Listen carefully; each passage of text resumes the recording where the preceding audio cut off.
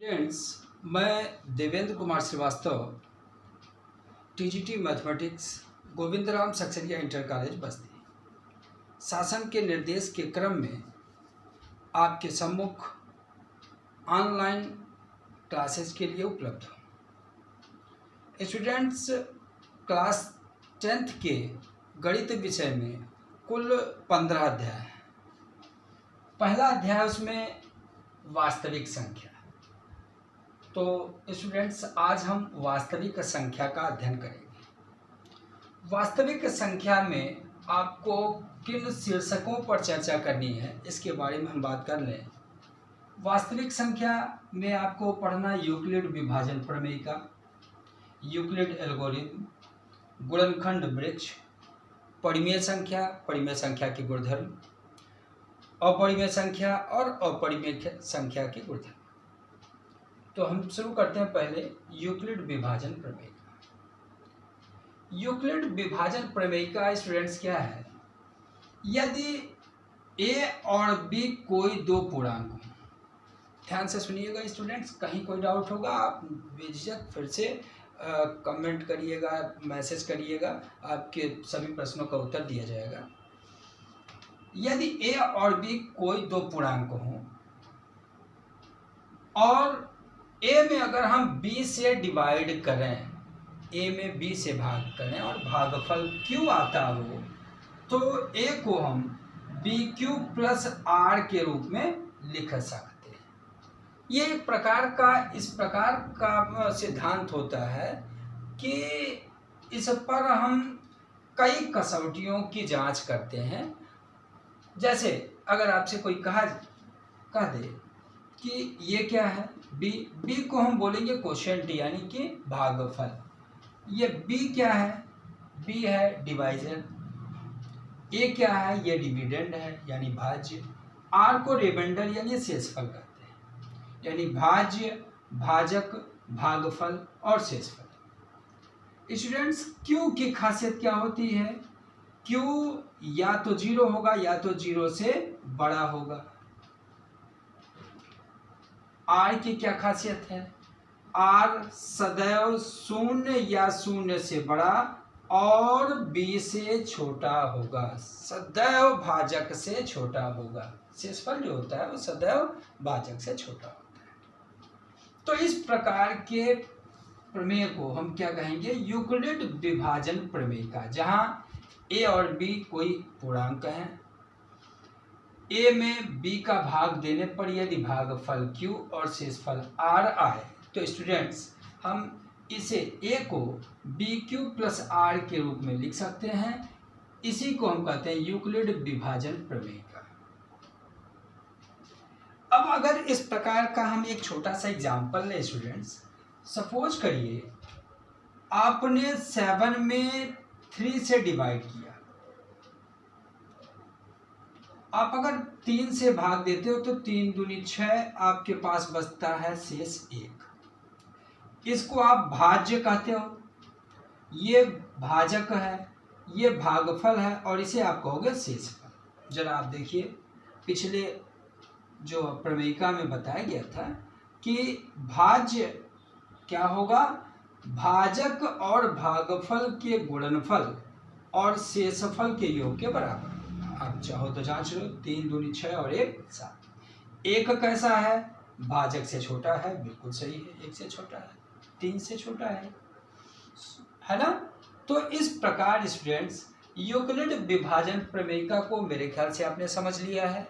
अब हम बात करेंगे यूक्लिड एल्गोरिथम की। बहुत छोटे छोटे टॉपिक हैं स्टूडेंट्स, कोई समस्या नहीं होगी, आप ठीक से समझेंगे तो सारी समस्याएं आपकी खत्म हो जाएंगी।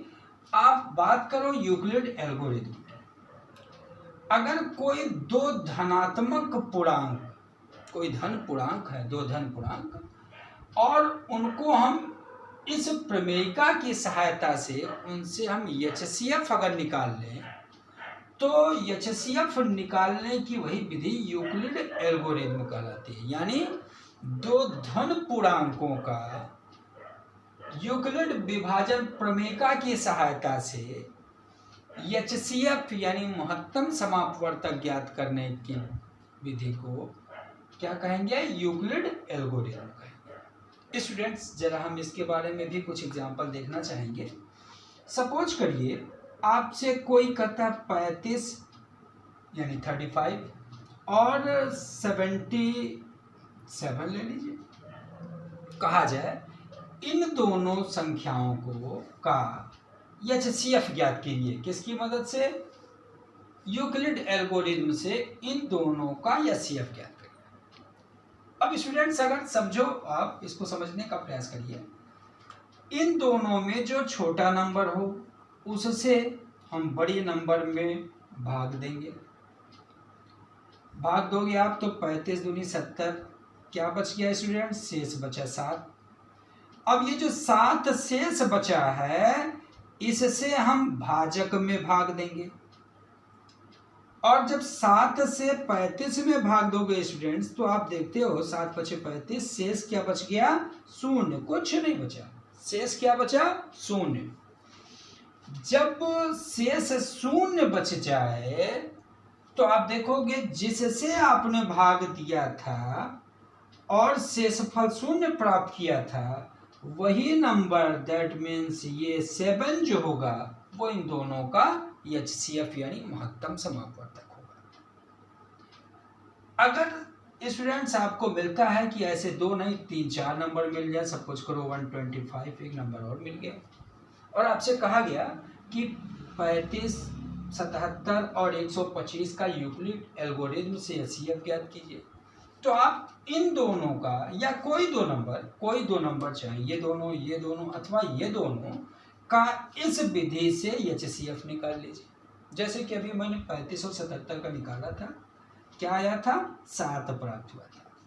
अब जो इन दोनों का HCF था, हम उस HCF से शेष बची हुई तीसरी संख्या में डिवाइड करेंगे और उसी क्रम में जैसे आपने पिछले बार किया था। 7 एक कम 7 बच गया, कितना? 5 उतार लिया आपने।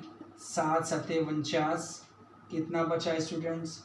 15 से 9 गया 6। अब ये 6 जो हो गया, चूंकि शेष इसलिए कहोगे कि घटाने पर प्राप्त हुआ और भाजक से छोटा है, सो ये शेष हो गया। शेष 0 नहीं आया, इसका मतलब फिर शेष से भाजक में भाग देना पड़ेगा। भाग दोगे, 6 कम 6, क्या बचा स्टूडेंट्स? 1 बच गया। फिर शेष 1 में भाजक से भाग देना पड़ेगा। 1 छक्का 6, क्या बचा स्टूडेंट्स? 0। फाइनली जो अंत में शेषफल 0 देता है वो भाजक कौन था? 1 था। तो इस प्रकार हम कहेंगे इन तीनों संख्याओं का HCF कौन हो गया? 1 हो गया। कुछ लोग इसे यूक्लिड विभाजन प्रमेयिका के रूप में लिखकर भी एल्गोरिथम का प्रयोग कर लेते हैं। जैसे अगर आपने 35 से 77 में भाग दिया था तो आप चाहो तो ऐसे लिख सकते हो 77 को 35 दूनी 70, 35 दूनी 70 यानी भाजक गुणे भागफल धन शेषफल। ये देखिए विभाजन प्रमेयिका जो आपको कहा गया था A = B × Q + R, इसी का प्रयोग करके मैंने इसको लिख दिया। अब जो शेष बचा उस शेष को इस भाजक के रूप में रिप्रेजेंट करना पड़ेगा, यानी 35 को हम इस शेष से भाग देंगे तो ये हो गया 7 × 35 धन 0। अब ये 0 चूंकि ये शेष हो गया, क्योंकि कहा था आपने रिमाइंडर R होता है, R 0 हो जाए तो जिससे आपने भाग दिया था वो इन दोनों नंबर का क्या हो गया स्टूडेंट्स? HCF। अब ये 7 इन दोनों का HCF हो गया, तो इसी प्रकार हम अब 125 को 7 में तोड़ेंगे और इस प्रकार आगे बढ़ते जाएंगे। अगर आपने 7 से इसमें भाग दिया तो कितना मिलेगा स्टूडेंट्स? 7 से भाग दिए, 7 एक कम 7 बच गया 5, 7 7 49, यानी आप लिख सकते हो 7 × 17। अब 17 में 7 का गुणा करने पर स्टूडेंट्स कितना आता है? 7 7 49 के 9 बचा 4, 7 एक कम 7 4 11, 119 मिला। और 119 में कितना जोड़ दें कि 125 आ जाए स्टूडेंट्स? कितना? 19 और 6 25, तो शेष क्या बच गया 6। अब इस 6 से स्टूडेंट्स हम किस में भाग करेंगे, भाजक में। भाग किससे मैंने दिया था, 7 से, तो 7 में भाग करोगे आप। यानी भाग करने की पद्धति को आप छोड़कर विभाजन प्रमेयिका का प्रयोग कर रहे थे। तो इस 7 को आप चाहो तो 6 गुणे 1 प्लस 1 लिख दीजिए स्टूडेंट्स, एक शेषफल यहाँ रह गया। अब इस 1 को इस 6 के रूप में बदलेंगे तो ये हो गया 1 गुणे 6 धन 0। फाइनली ये रिमाइंडर आ गया। ये रिमाइंडर आया, इसका मतलब आप कहोगे जो अंततः फाइनली जो जिससे आपने भाग दिया था वो 1 था, अर्थात 1 ही इन सभी संख्याओं का क्या हुआ, एचसीएफ।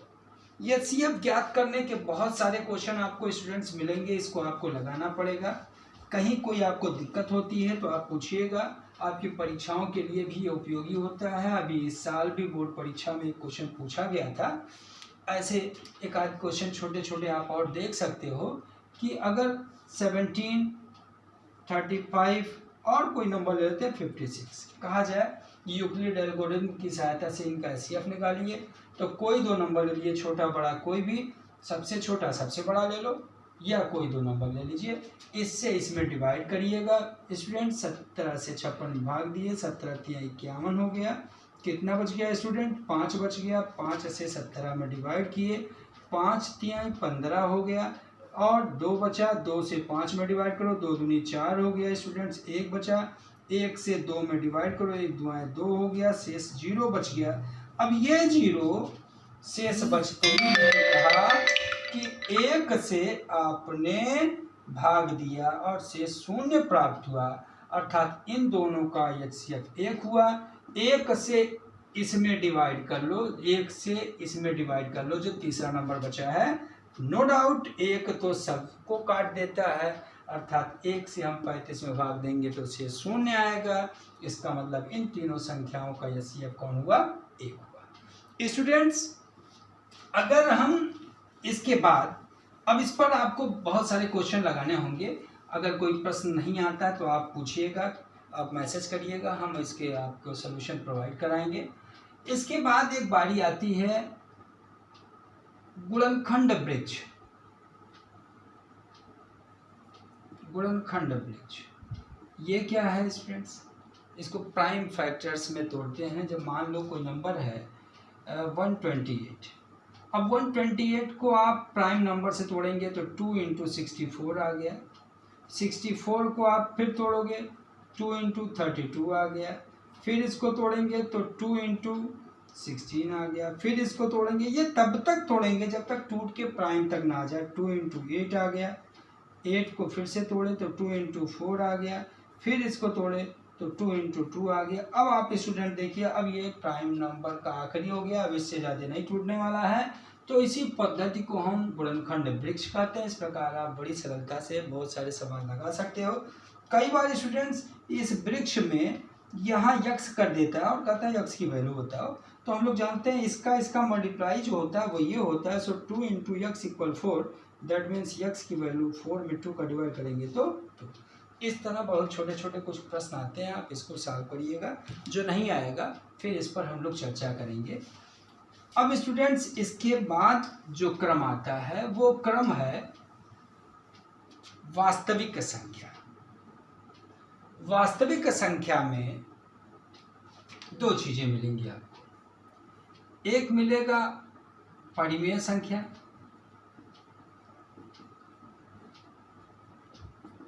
और दूसरा मिलेगा अपरिमेय संख्या।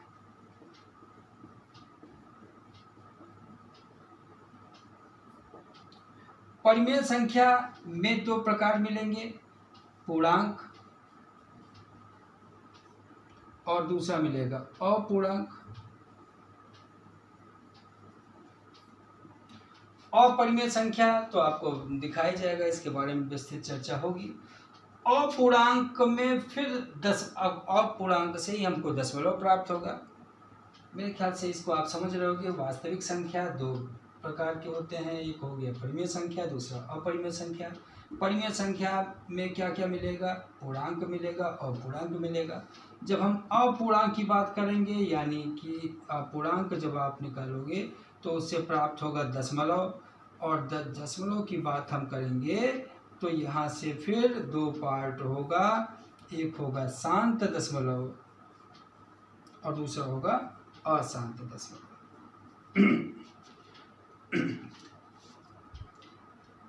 स्टूडेंट्स, अब हम बात करेंगे वास्तविक संख्या में। वास्तविक संख्याओं का जो समुच्चय होता है उसे हम कैपिटल आर से रिप्रेजेंट करते हैं। वास्तविक संख्याएं परिमेय और अपरिमेय संख्याओं के सम्मिलित समुच्चय को कहते हैं, यानी इन दोनों के सम्मिलन समुच्चय को हम क्या कहते हैं?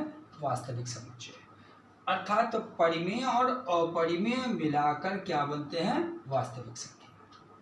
वास्तविक संख्या की और डेफिनेशन हमको बड़े क्लासेज में मिलेगी। ऐसी संख्याएं जिनके वर्ग ऋणात्मक न हो वास्तविक संख्या कहलाते हैं। परंतु अभी आपको यही देखना है कि वास्तविक संख्याएं दो प्रकार की होती हैं, परिमेय संख्या, दूसरा अपरिमेय संख्या। अब परिमेय संख्या दो प्रकार के मिलेंगे आपको, एक पूर्णांक, दूसरा अपूर्णांक। अपूर्णांक आप समझते हो जो पूर्णांक ना हो, पूर्णांक आप समझते हो 0, 1, 2, 3, 4, 5 आदि। अब अपूर्णांक में आपको मिलेगा दशमलव। दशमलव की बात करोगे आप स्टूडेंट्स तो ये दो प्रकार के हो जाएंगे, शांत दशमलव, अशांत दशमलव। शांत दशमलव और अशांत दशमलव क्या है? ऐसा दशमलव जो शांत यानी टर्मिनेटिंग हो, यानी भाग देने पर पूरी तरह खत्म हो जाए। और अशांत दशमलव स्टूडेंट्स ऐसा होता है जिसको आप भाग देते रहिए, देते रहिए, देते रहिए, भागफल समाप्त नहीं होता। भागफल जो होता है वो किसी निश्चित संख्या तक प्राप्त नहीं होती, इस अनंत तक चला जाता है, तो उसे हम अशांत दशमलव कहते हैं स्टूडेंट्स। अशांत दशमलव में भी दो प्रकार का होगा, एक होगा रिपीटिंग डेसिमल, आवर्ती और आवर्ती दशमलव, और दूसरा स्टूडेंट्स आपने अनुमान लगा लिया होगा अनावर्ती।